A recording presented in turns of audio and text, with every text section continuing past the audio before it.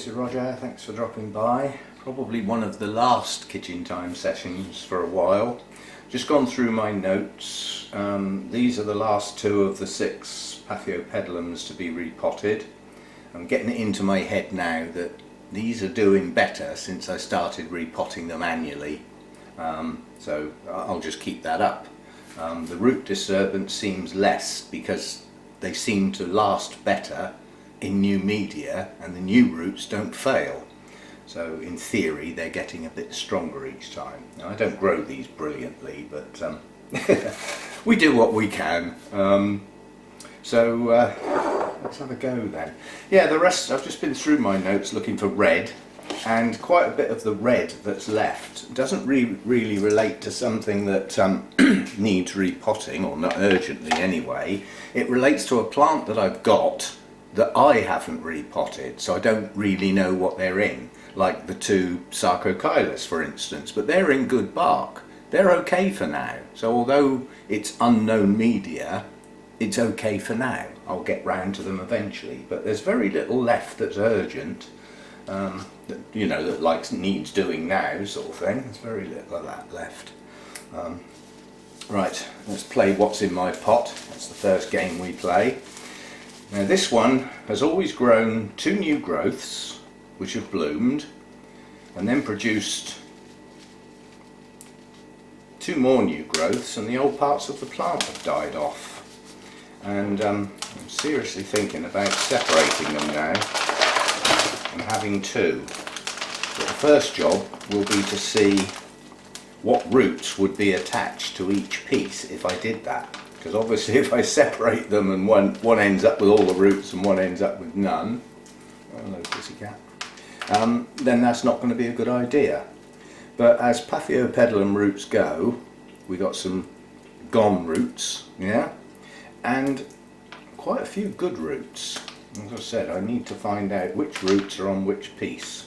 And quite honestly, they look pretty evenly split. And with a gentle tug, those 2 pieces would come apart.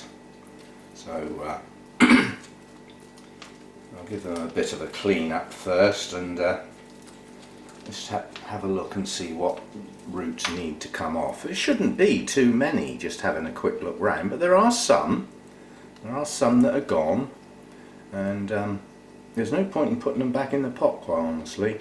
Now some Paphiopedilum roots will branch, but I've found an awful lot never do. So if they lose their growing tip, they don't branch out. As I said, some do. Not in my case, not many. But what does happen is that existing roots that may not have an active growing tip still work. They're still perfectly functional, nice and firm, and yeah, so that's that one. I'll give that a bit of a clean up. And then the other one, boy does this need a bigger pot, poor little thing, it's all squashed in. This is the one that's just finished blooming, the macabre that was in the display area for a while. Now this is in a pot that probably is too small, but the roots shouldn't be too bad on this because I can see them. But what I don't see is active growing tips on those roots. But now that it's finished blooming, it should think about putting another growth up, a new growth, which will produce the new roots. Problem I had with this one is this. Now at one point, a couple of years ago now, nearly all of my Paphiopedilums had this rusty stain in various guises. This one was the worst, and some of it's still there. It's not spreading and it doesn't seem to get any worse. It was treated with a fungicide a couple of times, but that won't work for everything. Depends what it is that you're trying to treat. Now we've got one manky root there. And do you know what? Apart from that one, they're okay. Woohoo! See, now what happened with this one last time is it was potted a little bit high, and the new root it pushed out just grew along the top of the media and dried. Now once they dry off, that's it, they're gone. So that's my fault. I used to have a habit of growing these far too high in their pots, so I was losing new roots as a consequence. It's my own fault. It looks like we have, yeah, see there's one there that failed as well. We've got to stop doing that. We've got to start getting them down in the pot a bit better. That will also help another point as well. If they're lower down in the pot, first of all, any new roots that come out can get into the media and not be wasted effectively. But in addition to that, they just seem to stay hydrated better. You know, the whole plant just seems to look a bit better. So we'll start doing that, I think, in future. Just get them a bit lower in the pot. Now obviously if you're going to plant them lower in the pot, there is a potential for rot round the base. But in the main, if you look at these growing in the wild, that's how they grow. So they must be okay with it, if you see what I mean. Well, that's my theory anyway. As I say, it's all theories with Paphiopedilums with me, because I don't grow many. I have no plans on getting any more. The ones I've got I'm happy with. Right, so we've got a dead root there. That is in fact the oldest root right in the centre of the plant. And that's it. I'm not taking anything else off of that. The rest of it can stay. As I say, there's no active growing tips. I suppose I could take that. Now I'll leave that one on, even though I don't think it's going to grow. It's got a dead tip to it, but it's firm, and half of that root is still viable. So I'm going to leave it on there. It'll help stabilise it in the pot for a start. So that's that one. And then this one over here. This does need a few roots taken off. I'm being overcautious here. We'll try not to set fire to ourselves or anything else around here. Right, now let's have a look, because we've got quite a few to come off here. Let's start in the middle, which is the normal place. That's where most of the work's always going to be, the oldest part of the plant. Ooh, that big fat one's gone. You can come off.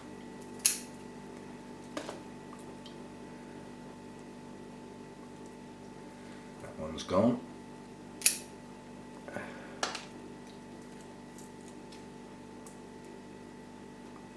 Now that one's gone, but only halfway, so even though it probably won't produce a new growing tip, it's the same with that one. This is firm back here, so that part of it can still work.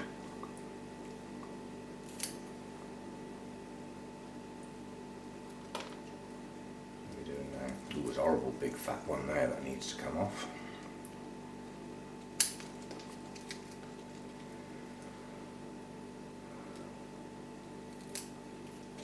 I think that's about it. So I think that's the fewest roots I've ever taken off at a repot. Now let's have a look. I've got I've got at least 2 good roots on the weak part of the plant, so I am going to split it. Didn't really need a lot of help, did it? Right, so if we can, yeah, we've got good roots on both pieces now. Now this might sound daft, but they're still going to go in the same pot because I don't want 2. I suppose I could think about, if I pot them separately, then somebody else could have one. Yeah, I think I will. Pass one on to somebody else. It'll be the first time ever that I've got rid of a Paphiopedilum to somebody else. Most of the time in the past they've died, so they don't get a chance to get given away. So I'm just getting these woody sheaths off because they can inhibit roots growing. Right, so we've got quite a nice little plant there, and in theory this one could bloom because it hasn't yet. This was the other growth that should have pushed on and bloomed and just didn't, it just stalled. And then this one has a new growth, so that's good. Again, we'll get the sheaths off down to the base, a little bit of moisture around the base. So this has got two fans on it. Now I've got this silly choice now. There is no point in leaving 2 leaves on a growth. No point at all. But the problem is, that's the growth with the roots on. So until this tiny little new growth grows some more, I can't separate it. If I separate it, I'm going to lose too many roots, so they're going to have to stay. And we'll leave that one at that as well. They're all firm, no squidgy. Okay, so that's 2. We'll pot those separately, I think. Let's see why not. And then this one. So I'm wondering whether, now that I'm repotting it, this leaf doesn't look like it's going to last much longer. I think I might just peel that one off. And possibly this other one as well. Because that's the area of the base of the plant, well, that fell off basically. That's the area where the new roots are going to come, if any, and the new growth. So, right, that's 3 to do. Hang on, let's keep them separate, because now they're in 3 pieces, they do look similar, so I don't want to get them muddled up. Right, tidy up time, find some suitable sized pots. As small as pot as I can get without being silly, because these roots are brittle. They might not look it, but they break as easy as anything, so they've got to sit nicely in a pot without being bent too much. You push your luck. They seem to be bending, and then click, there they go. Anyway, I'll be back. Okay, let's see what we can do then. Now, Paphiopedilums are supposed to be evenly moist, which is cobblers. That comes up in the list of stupid expressions, because when you water it, it's soaking wet, and then from that point on it starts to dry and heads towards dryness, so it's never even, is it? Evenly moist. I think that is basically interpreted as shouldn't dry out, you know, but still a daft expression. There's another daft expression often used for Paphiopedilums. How do you feed those? Oh, weekly, weekly. Spelt differently, obviously. Now think about that in the winter, when you've watered your pot, and you come round a week later and it's still soaking wet, because the plant's not growing very much, because perhaps your temperatures are a bit lower. Well, it's not a good idea to water it again, is it? Because it says in the book, weekly, weekly. I don't know where some of these daft expressions came from, I'm sure. Anyway, the fact that I now repot these annually to help keep them moist, I'm quite happy to be quite heavy on the moss, because it's not going to stay there too long. So even though these shouldn't be allowed to dry out totally, certainly in the growing season when it's warmer, mine do dry out in the winter. Not for long, just perhaps an odd day or two. It doesn't seem to do them any harm, because they're not growing that time of year, or if they are, it's not visible, it's so slow. But then they are relatively slow anyway. Strange, I keep imagining them as slow, but if that's how they are, they're not being slow, are they? They're just being normal. But nonetheless, the new growths can take off at a fair old pace. Right, so we do this little macabre first, and as I've said, I want this a bit deeper in the pot this time, but what I don't want is lots of moss round the base of the plant. Yeah, because that will stay wet longer, you know, and then you've got perhaps a little too much moisture around the base of the pot. Now I want all these roots in there, but low enough in there so that the base of the plant is not going to sit out the top of the pot like it has done in the past when I've done these. Now, as I said, these roots are brittle, so when you're easing and teasing your media down in below them, don't poke around too hard. They'll break as easy as anything. So just tease it into the gaps. And I'm using small bark with some moss added. If there are a few gaps anywhere when I've finished, when I water it, the water will push the media down into those gaps. It will settle. Yeah? We can also tap the edge of the pot when we've finished to help settle it in. But I don't want it compact. All I want is enough media in there to touch all the roots and hold the plant upright so that it doesn't wobble around like a good one in the wind. So we'll level that. And then what I'm going to do is I'm quite near the top of the plant now.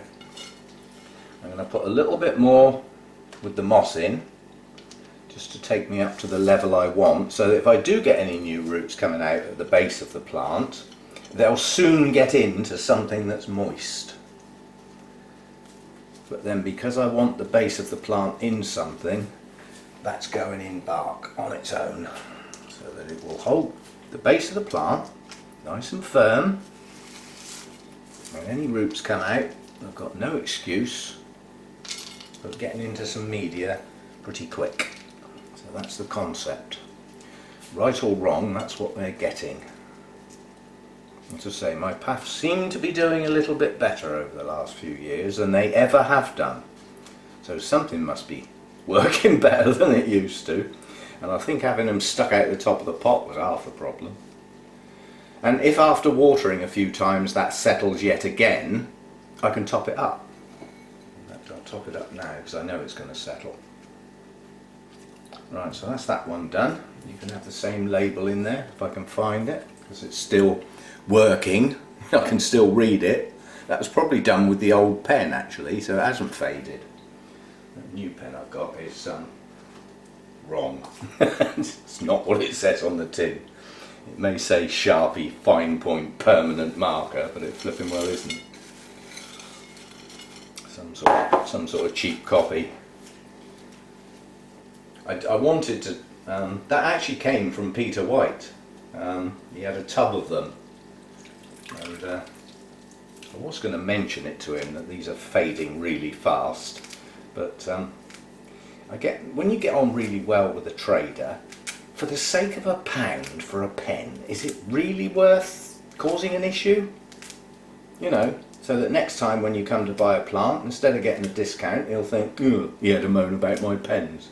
You can pay full price. It pays to stay in with the traders.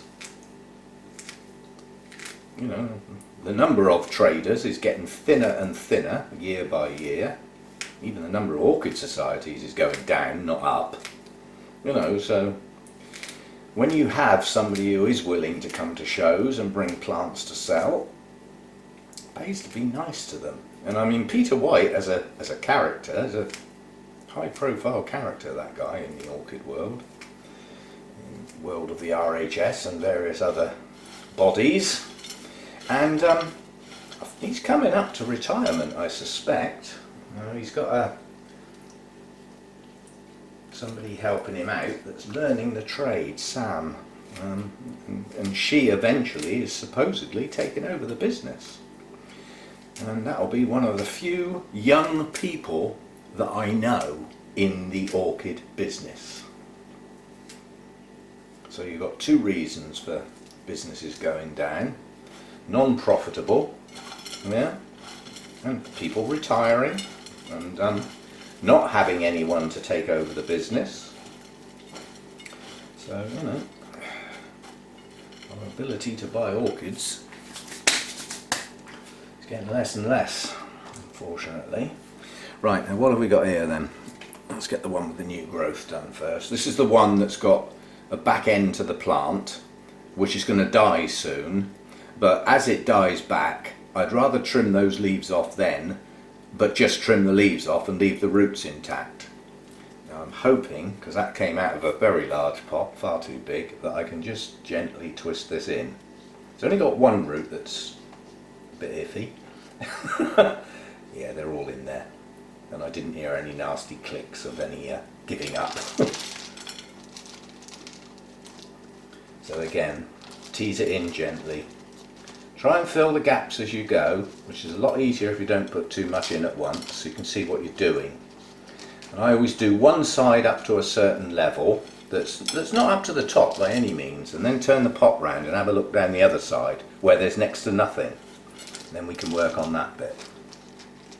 So there's a really big air gap down the bottom. Have I got it? Yes. Now if you get a Paphiopedilum root that grows into an air gap, the chances are down in the pot it'll grow through it and out the other side and carry on growing, as opposed to one that's on the surface of the pot that might not. Yeah? But it's better if there aren't any air gaps and the root is always touching some media. It's going to do far better under that environment than it will with air gaps. But a conflict of interest with paphs because technically they're epiphytes, but depending on the species, if you're getting into species, some do grow on the forest floor. Not necessarily right down into the soil, it's more in amongst leaf litter and surface debris, which is not much different to the sort of atmosphere you'd get on a branch perhaps, but some of them grow on rocky outcrops as well. Limestone outcrops, which means they don't like acidic media. But it does pay to know the difference, because those that grow on the forest floor, they're going to get acidic media, whether we like it or not. So it does pay to know the difference. And again, I'm topping this up with bark, because I want media around the base of the plant, but I don't want it sitting in damp moss. I don't need to worry too much about this side of the plant, because that little back piece of the plant is probably going to die off anyway. So that's that one done. Just give that a tap. Settle it in a bit. And the new growth's just sitting on the top there. So the roots are highly liable to come out below that point, so they should get straight into the media now. One, and you can have the label, I suppose. I will have to do one new label. So I've got two the same now. Well, actually I don't need to, because the one without the label is the one that goes with that one. And it will be in my notes that they were repotted together, so I will remember. As I said, this one may well bloom. Now, this one's going to be a bit more iffy trying to get these down in there, because they're long and I don't want the plant sticking out the top of the pot. So they are going to get a bit of pressure put on them. Not too much though, we hope. There's no sign of a new growth yet. I did just hear a click. Which one it was, I don't know. We'll make do with that. Just about below the rim of the pot. If you get too near the rim of the pot, every time you water it, half your bark comes out over the sides. This is not ideal, obviously.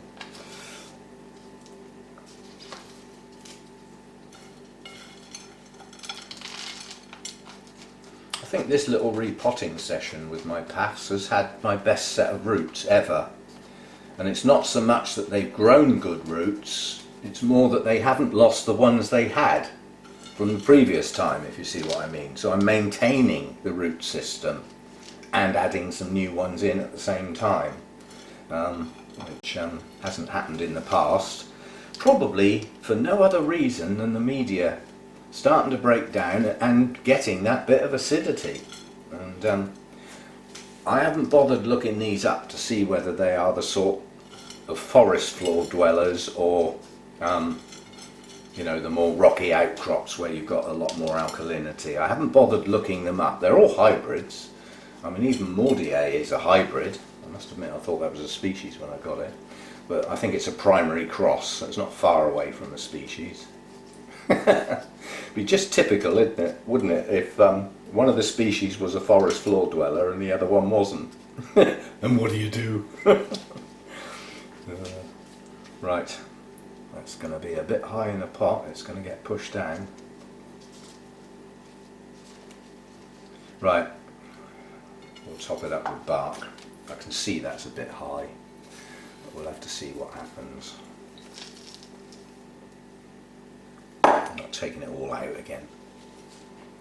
Actually I am, it's far too high, it really is. It's going to have to go lower in the pot, which probably means doing without the crocking, just to get those roots, tips, down in lower. I don't know why I'm taking this out, it wouldn't do any harm to leave it in there. Right, let's start again and not have too much in the bottom this time, so that, I mean, those are not growing root tips, you know, but they are viable roots, and I want them all in the pot, preferably not breaking them, and the plant low enough in the pot.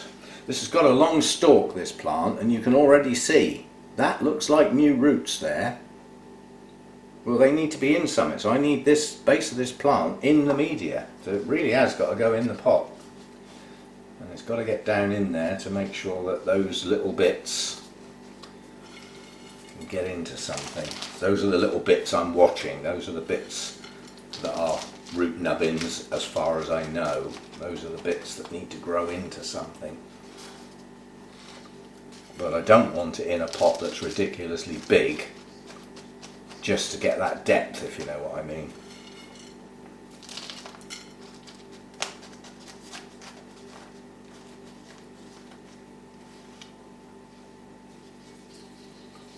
That's certainly deeper in the pot this time round. I haven't had to do that for a long time, but quite honestly this one could do with a deeper pot. It's as simple as that.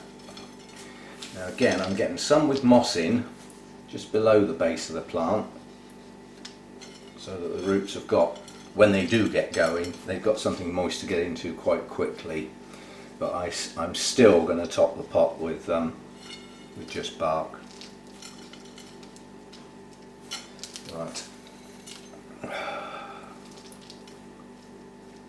Yeah, that's got the base of the plant a lot deeper this time round, and those little nubbins are just under the surface now, so that should be a bit better. That's not bark, it's a lump of wood. Yeah. And again, you know, if this settles, and like now I've just settled it in a little bit more, those little nubbins are actually on view. I don't want them on view, I want them coming out into the dark, straight into something, so that they don't dry off. Right, so this is going to be one of those I have to water very carefully, because it is highly likely some of this bark will flood off the edges. Right, that'll do. The worst comes to the worst, I'll sit some moss around the top at the point those roots start to grow. Yeah, and then it can, once the tips get down into the media, that bit of moss can possibly be lifted off. So yeah, that's those three done. As I say, I've got very little more kitchen time to do now. That's a Mordier, and another Mordier, and a Macabre. So that's all my paths done. Another job done. I've still got a few in the Oncidium world to do. There's no Cattleyas or anything like that need doing. My Coelogene cristata desperately needs doing, because that's in, there's quite a lot of moss in that pot. It's been in there a while. It's in a clear pot, and it's really heavy on the algae around the outside. But at the moment, I've got flower spikes sitting there, waiting to form some buds. So I don't want to disturb it at all. They don't like having their roots disturbed at the best of times. So I'm having to wait with that one, which is a nuisance. Now these will go inside black pots, so they will be in the dark. Their root mass will be in the dark. They seem to like it like that. So that's those done. See you next time. Bye for now.